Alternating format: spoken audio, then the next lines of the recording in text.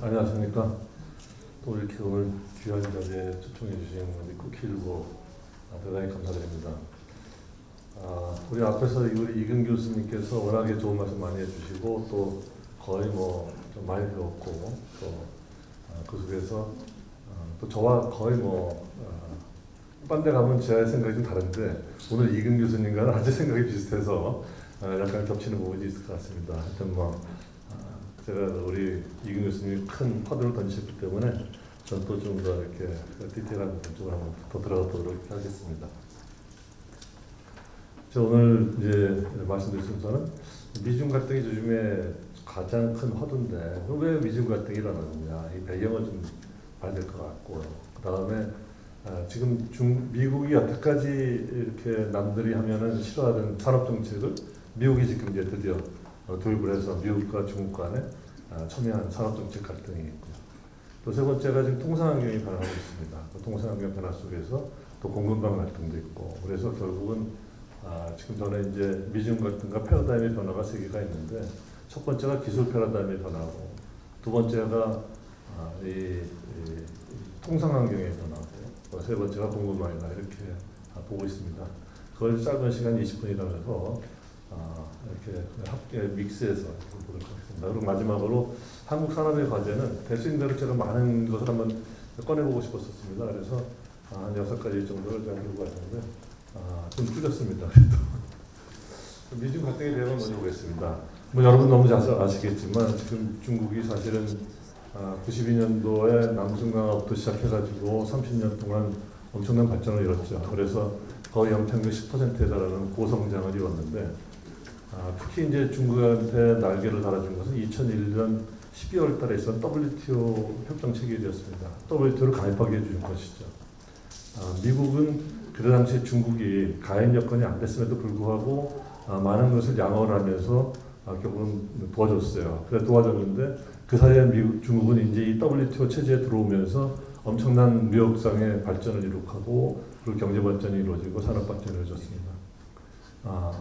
그런 와중에서 그 전까지는 이제 미국의 경제 시스템이 전 세계에서 이렇게 주도하고 있었던 것이죠. 그래서 이 워싱턴 컨센서스라고 하는 자유, 경제, 시장 이런 부분들이 이제 세계 경제를 주도했다면 2008년도에 서브프라임 모기지가 터지면서 결국은 세계 경제를 그때 당시에 구한 것이 중국이라는 것이죠. 4조 위안에 달하는 인프라 투자를 갖다 하면서 그때 당시 우리나라 이 굴삭기가 엄청나게 중국에 팔리고 그랬던 경험이 있습니다. 그렇게 되면서 세계 경제가 살아나니까 갑자기 미국의 경제 시스템이 아니고 중국의 국가주도 경제 시스템이 더 우월한 것이 아닌가 하는 그런 생각이 들었죠. 그래서 베이징 컨센서스가 일어난 것입니다. 그런 와중에서 결국은 시진핑이 2012년도에 18대 중국 공산당 대회에서 총석에 오르고 그리고 2013년도 3월 달에 국가주석이 됐습니다. 그리고 5월 달에 오바마를 처음으로 만나면서 한 얘기가 이 신형 대국 관계를 요구를 했습니다. 그 신형 대국 관계가 요구가 되면서 외교적인 긴장 관계가 나타났다고 이렇게 생각을 합니다. 그리고 그러면서 투키디스 협정이 이제 시작된 것이 아닌가 이렇게 생각이 되죠.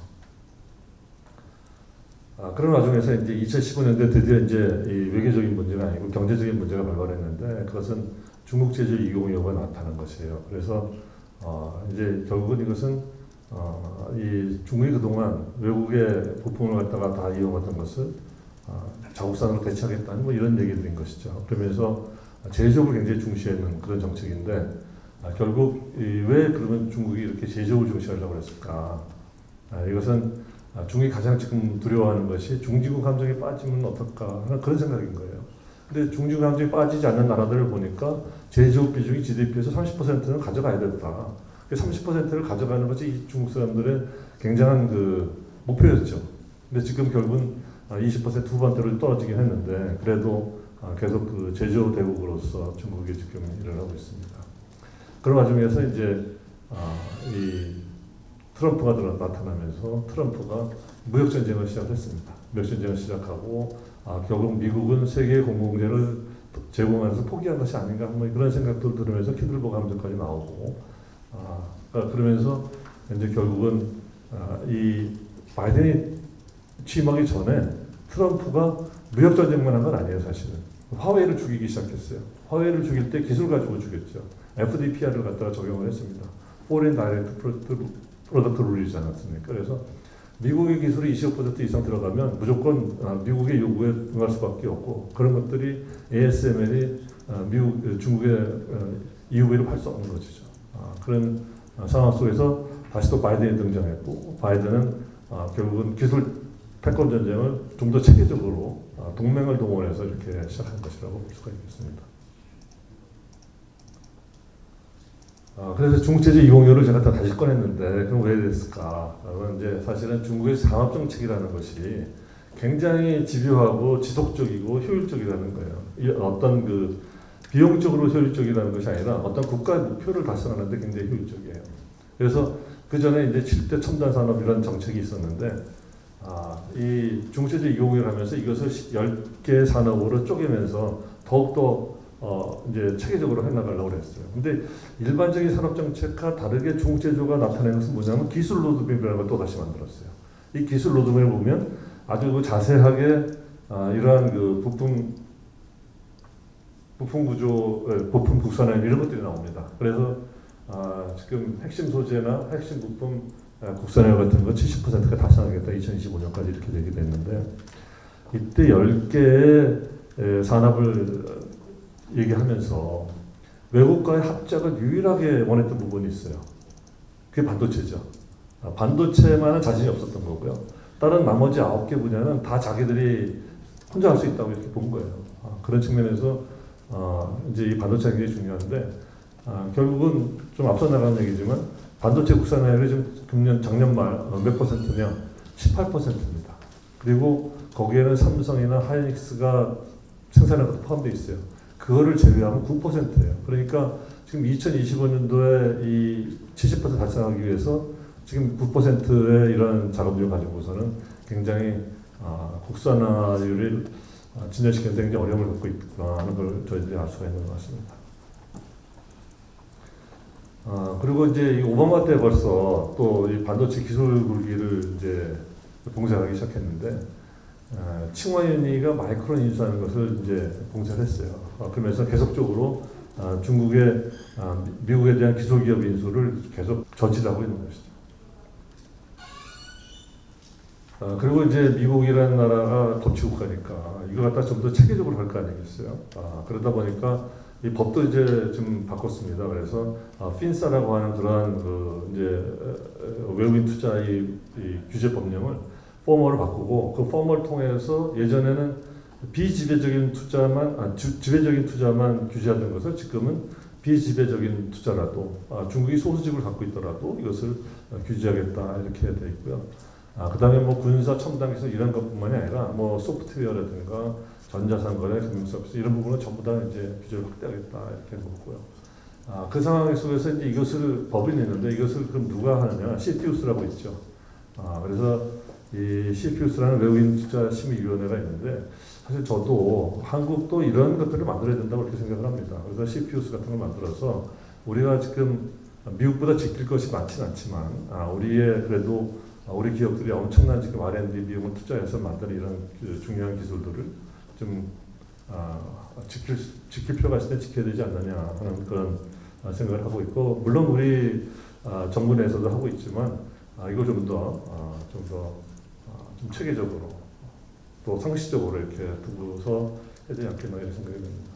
이거는 조금 밑에 나오니까 나중에 하겠습니다. 그 다음에 산업정책인데, 결국은 이제 이 산업정책을 통해서 미국은 기술을 발전시키고 공급망을 이제 다시 미국 주도의 공급망을 가져가겠다 이렇게 된 것 같고요. 미국만으로 안 되겠으니까 이제 동맹을 통한 프렌들리 쇼링까지 해서 미국과 동맹국들을 중심으로 한 공급망을 가져가겠다 이렇게 된 것 같습니다. 근데 아까 우리 그 이금 교수님 이제 수십 년 계속될 것 같다는데 저도 좀 동의를 하고요. 제가 그 2021년 산업 문화일보 포럼에서 그때 그 미중 간의 갈등이 얼마 갈 것 같으냐, 그래서 제가 10년 이상 갈 것 같다고 그랬는데, 그때 사람들이 굉장히 그 너무 장기 아니냐 이렇게 생각을 했어요. 근데 지금 생각하면 10년이라는 게 굉장히 짧게 느껴지는, 그래서 10년이 아니라 20년, 30년 갈 것 같다, 지금 이렇게 생각이 되는 것 같습니다. 그런 면에서 앞으로 미국의 대중 규제는 계속될 것 같고 갈등은 계속될 것 같고 그러면 중국은 결국은 혼자 국자 기술 개발할 수밖에 없고 그렇게 되면 미중 간의 아까 천하양분이라고 하셨는데 저는 이제 미중 간의 기술 분리, 시장 분리, 기술 표준 분리 이런 것들이 계속적으로 일어날 것 같습니다. 그리고 산업 정책은 이제 그 미국이 정말 지금 인프라법 갖고 있죠. 반도체법 있고 그다음에 IMF법이 있습니다. 그래서 이 반도체법은 이제 이 반도체 기술 낙후된 반도체 기술을 자기들이 다시 낙후된 건 아니고 낙후됐다 그런 건 있지만 그 뭐 제조 기술이라든가 이런 부분까지도 이제 자기들이 좀 더 하려는 것 같고 그다음에 IRA는 뭐 인플레이션 감축법이지만 내용을 들여다보면 중국의 배터리 산업, 중국의 전기차 산업을 규제하는 그런 법이 아닌가 싶습니다. 그래서 결국 인프라법은 또 미국의 그동안에 너무 낙후된 인프라를 개선하겠다 이런 법들이고요. 그래서 이렇게 세 가지의 산업 정책을 취하고 있고 중국은 이거에 대응해서 이제 뭐 외국으로부터의 부당한 그런 규제가 있으면 자기도 대응하겠다 이런 법들을 계속 만들어 왔죠. 근데 금년에 7월 1일 날 발효된 반간첩법 같은 것들은 이것이 오히려 외국인들을 몰아내는 그런 법이 아닌가 이렇게 생각돼서 이 중국의 이 법을 만드는 이 사람들의 정말로 지금 금년도 양회에서 중국이 외국인 투자를 유치를 굉장히 강조하고 외자를 환영한다 이렇게 얘기를 했어요. 그렇게 얘기를 하면서 또 법적으로는 이런 반간첩법을 통해서 외국인들한테 공포감을 심어주고 그래서 사실은 외국인들이 느끼는 그 공포감이 굉장한 것 같습니다. 우리 같은 사람한테 무슨 피해가 오겠느냐 이렇게 생각이 되지만 또 개인들한테 물어보면 불안하게 느끼는 거거든요. 그런 면에서 봤을 때는 개인이나 기업이나 지금 중국을 진출하는 것을 굉장히 꺼리고 두려워하는 그런 상황이 됐는데 이런 법들을 만들어내고 있는 것이 또 지금 중국의 현실인 것 같아요. 근데 왜 이렇게 그러면 이제 미국이 중국을 갖다가 규제하려고 했을까? 이게 2018년도에 저희가 세리에서 있었던 이제는 그 연구할 때 나타났던 건데 이미 중국은 차세대 기술 선도국이라는 것이죠. 이미 미국을 넘어서고 있다 이런 얘기들이 굉장히 많이 나왔었습니다. 그런 와중에 IoT, AI, 뉴 에너지 비클, 5G, 오토 이런 것들은 전부 지금 중국이 앞서 나갈 것이다 이렇게 생각을 했는데 이 와중에 반도체가 있는 거예요. 반도체가 없으면 아무것도 안 되는 거죠. 그래서 결국은 지금 하나 남은 그 반도체 우위를 계속 지키려고 하는 그러한 좀 흐름이 아닌가 이렇게 싶고요. 지금 최근에 보고서를 보면 또 중국의 AI 경쟁력이 계속 중국이 미국을 앞섰다는 이런 보고서가 나오고 있어요. 그걸 보면 지금 패밀리 특허잖아요. 어떤 한 기업이 이제 자국에서 특허를 등록을 한 다음에 이 특허를 또 다시 그 효력을 인정받기 위해서는 각 나라에 등록을 해야 되는데 이런 패밀리 특허는 돈이 많이 들기 때문에 굉장히 중요한 특허라고 생각이 되는 거예요. 근데 이 패밀리 특허에서조차도 텐센트나 바이두가 세계 넘버 1, 2라는 얘기죠. 그런 측면에서 미국이 굉장히 미래에 어떤 그 만약에 충돌이 일어났을 경우에 정말 군사 기술이 떨어져서 중국 미사일이 미국 미사일을 넘어설 수 있는 그런 위치가 아닌가 그렇게 생각이 되니까 결국은 미국이 중국을 이렇게 견제할 수밖에 없는 거고 그래서 반도체로 규제하는 것이다 이렇게 보고 있고요. 그다음에 이제 하나가 또 신통상 질서인데 이게 지금 통상이 바뀌고 있습니다. 그래서 일단 제가 그 트럼프 때 미중 간의 어떤 그 여러 가지 쟁점 중에서 결국은 이런 쟁점이 타결이 안 됐어요. 타결이 안 되고 그 중에서 가장 타결이 안 됐던 부분이 뭐 기술적인 문제이면 그 특허권 뭐 이런 부분도 있지만 또 국가 경제 주도 시스템을 바꾸라는 이런 얘기를 이제 미국이 했습니다. 근데 그거에 대해서 결국 국유기업 시스템을 바꾸라는 건데 중국은 그걸 거부한 것이죠. 그래서 안 됐고 결국은 관세가 부과됐고 그래서 관세가 부과됐는데 지금 어떻게 관세가 돼 있느냐 하면 그때 당시의 금액으로 2,500억 불에 달하는 품목은 25% 관세예요. 그리고 1,125억 불에 달하는 것은 15%에서 17% 합쳐서 지금 7.5% 관세예요. 나머지 한 2,000에서 3,000억 불에 달하는 상품은 무관세입니다.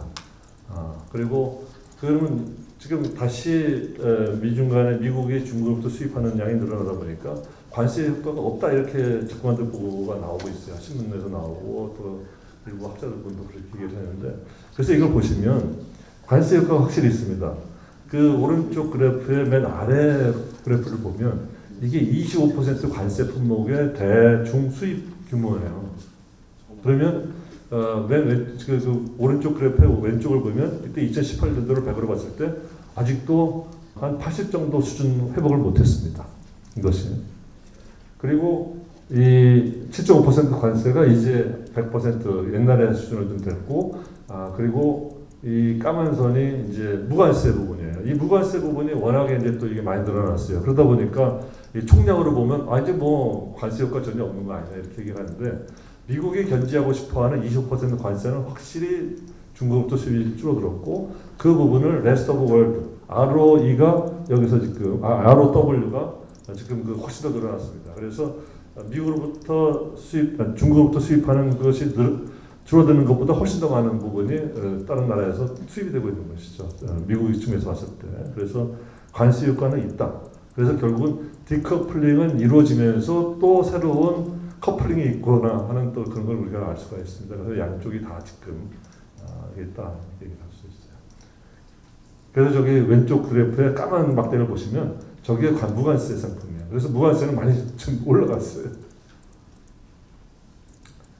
근데 이제 이런 관세 전쟁을 할 때는 사실은 그동안은 WTO 체제에 의해서 다자간 FTA를 통해서 관세를 낮추고 그래서 무역을 원활하게 하는 것인데, 지금 미국은 전혀 이런 다자주의에 관심이 없습니다. WTO 전혀 관심이 없죠. 그래서 캐서린 타이가 국가안보 위협은 WTO가 관여할 사안이 아니라고 했어요. 그 정도로 결국은 WTO에 대해서 굉장히 무관심하고, 그러다 보니까 상속기구도 없어지고 그렇게 되고, 그러면서 미국이 나타난 것이 주도한 것이 IPEF잖아요. 인도-퍼시픽 이코노믹 프레임워크가 나와서 결국은 이것은 중국을 배제한 무역 원활화라든가 뭐 디지털 경제, 그다음에 또 중국이 굉장히 싫어하는 인권 문제라든가 뭐 그것도 1대1로 중시하는 1대1로에 대한 대응이라든가 전부 사사건건이 보면 중국을 견제하는 그런 의제가 IPEF예요. 근데 여기서 표면적으로는 중국을 배제하는 게 아니라고 그러지만 실질적으로 보면 전부 중국을 배제하고 있는 것이죠. 네. 그래서 결국은 통상 환경이 기존의 관세를 인하하는 그런 시장 접근적 통상이 아니고 이제는 동맹을 통한 안보 동맹의 그런 개념의 통상이다 이렇게 생각이 되고요. 그다음에 치포 같은 것도 이제 동맹국들이 만드는 것이죠. 그래서 지금 뭐 사실은 한국, 일본, 대만, 그 미국이 모이면 거의 뭐 모든 반도체 산업은 그 네 나라가 다 장악하고 있는 거죠. 여기 보시면 D램은 한국과 미국이 95% 장악하고 있잖아요. 그리고 이 파운드리 같은 경우는 지금 83% 가지고 있고, 그다음에 전체 시장은 결국 미국이 더 크지 않습니까? 그래서 이게 하면은 91%를 또 자기가 갖고 있고, 그리고 거기다가 플러스 네덜란드 ESML을 더하면 이거는 뭐 거의 서방 국가가 갖고 있는 거고, 그래서 중국이 따오기 되게 너무 힘들다, 이거는 굉장히 어렵다는 걸 생각할 수가 있는 것 같아요. 근데 그런 와중에서 지금 중국은 이런 그 기존의 통상 협정을 계속 자기들이 유지 확대하려고 그러고 있어요. 그래서 RCEP을 지금 중국이 주도해서 만들었고, 또 특이한 현상은 CPTPP에 가입 신청을 낸 거예요. 한국은 CPTPP에 가입 신청을 내려고 했는데 농민들의 반대를 못 냈는데 중국이 냈습니다. 근데 사실 CPTPP가 지금 있는 다자간 무역 협정 중에서 가장 그 공격적인 협정이거든요. 가장 관심이 낮아요. 그리고 디지털이 가장 많이 포함되어 있는 부분이 CPTPP예요. 그런 측면에서는 중국은 들어오기가 굉장히 어려운 시장이에요. CPTPP를 들어오기가 어려운데 어떻게 지금 중국이 가장 그 원하는 것이 이제 그 데이터 안전인데, 그 데이터 안전을 얘기할 수가 없어요. 근데 데이터 이전을 포기해야 되는 거예요. 데이터 이전 금지를 포기해야 되는 거예요, 중국은. 그런데도 불구하고 이걸 냈을 때는 진짜로 중국이 원하는 더 높은 수준의 개방이라는 금년도 야후에서 썼던 그런 표현을 달성하고자 하는 것인지, 아니면 미국이 없는 이러한 통상협정에서 이 통상질서를 이제 앞으로 중국이 주도하겠다는 그런 의도냐, 이런 면에서 봤을 때 이 학자들 속에서도 일반 민간 학자들은 이제 이거는 더 높은 수준의 개방이 아니다 이렇게 보고 있고, 반면 쪽이나 정부 공무원들은 이제 정말 우리가 개방을 높이기 위해서 그런 것이다 이렇게 얘기를 하고 있어요. 그래서 이제 이것은 시간이 없으니까 끝나고 넘어가는데, 하여튼 이렇게 하는 것은 결국은 앞으로 중국이 룰세터가 되겠다 하는 그러한 생각의 발로라고 이렇게 저는 보고 있습니다. 그 한국 산업의 과제는 뭐냐? 그러면 이제 우리는 중국에 대해서 기술 확보를 해야 된다는 것이죠.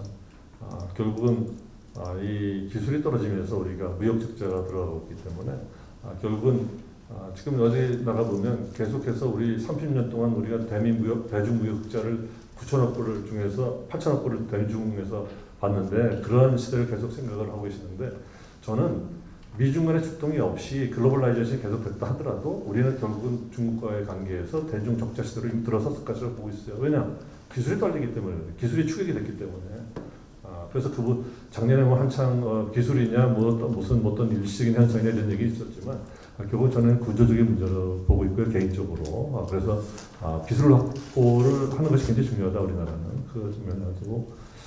그다음에 이제 오히려 중국에서 소재, 부품 이런 것들을 지금 중국이 의존하는데 한국이 배터리 산업이 굉장히 반도체와 배터리가 굉장히 좋다고 하지만 사실은 어떻게 보면 배터리는 빛 좋은 개살구다 이렇게 얘기할 수도 있는 정도예요. 심하게 얘기하면 뭐냐면 여기 나와 있지만 그 2024년 상반기에 양극재가 그 558억 달러 흑자를 보였는데 그 중에서 원료를 가져온 것이 51억 달러예요. 그러니까 우리한테 떨어진 거는 7억 불 달러밖에 안 된다는 것이 이게 무역협회가 이번에 나온 그 보고서에 나와 있습니다. 그래서 결국은 우리가 이 광물, 재련, 이런 그 전구체 이런 거 만들 때까지 우리는 거의 손을 놓고 있었고 양극재부터 시작해서 우리가 배터리 만들고 자동차 만든다 이거죠.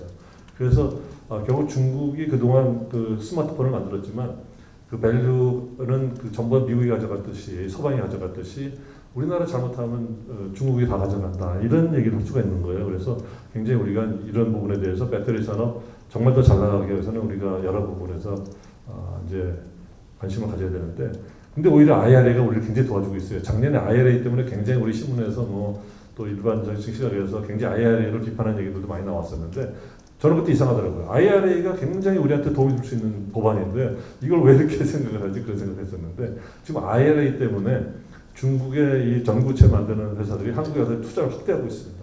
그런 부분들은 없었으면 절대로 그 사람들이 와서 한국에 투자 안 하죠.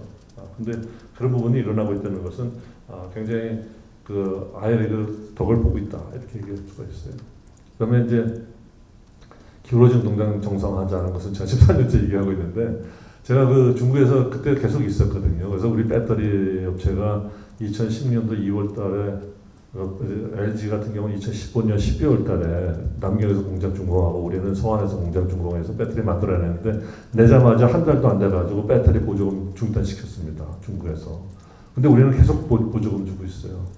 그래서 전기차 버스가 이 중국의 전기차 버스가 우리나라 시장 중에 거의 50% 점유하고 있고 농업용 드론도 그렇다는 것이고 그 각 방면에서 지금 우리는 보조금을 못 받으면서 우리는 보조금을 주는 이런 정책을 하고 있는데 이런 부분에서 굉장히 우리가 어떤 운동장이 기울어져 있으니까 좀 편편하게 하자 이렇게 하고 있고 그다음에 이제 알타시아가 이제 부상을 하고 있습니다 전 세계에서. 그래서 알타시아는 이제 얼터너티브 아시아나죠. 그래서 지금 탈중국 현상을 통해서 지금 공급망이 지금 중국 밖으로 지금 이전이 되고 있는데 거기 가장 많은 이득을 보는 나라들이 그 이제 아시안 국가들이고 그리고 일본이에요.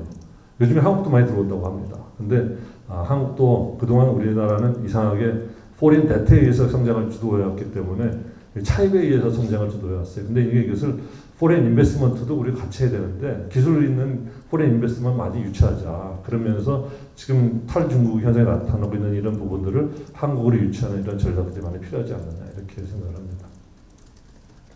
그리고 이제 통상강국인 한국은 결국 디지털 경제가 도래했는데 결국 디지털 쪽에서 우리가 좀 더 CPTPP 지금 아직 가입 신청 못하고 있는데 빨리 CPTPP 가입하고 그다음에 디지털 그 대파라든가 이런 것들 다 한국이 주도해서 디지털 경제의 통상 강국으로 나아야 된다 이렇게 생각을 합니다. 그리고 마지막으로 중국 시장 공략을 위해서 중국향의 인재가 필요한데 이것은 우리나라가 외교부 쪽도 지금 중국 인재가 없고요. 그 다음에 기업들도 지금 중국 인재들이 잘 나타나지가 않고 있습니다.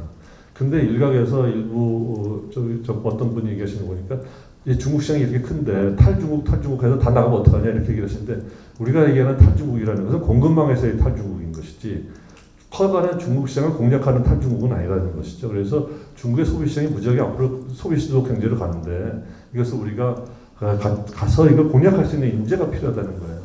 이걸 인재 공략을 못하면 중국 시장이 암만 커도 그거는 남의 시장이고 우리 시장이 아니라는 것이죠. 시장이 더 작아도 우리가 공략할 수 있는 더 큰 시장이 될 수 있어요. 그런 의미에서 지금 우리 그 중국향 인재를 우리가 계속적으로 키워내야 되겠다 이렇게 생각합니다. 이상 발표를 마치겠습니다. 감사합니다.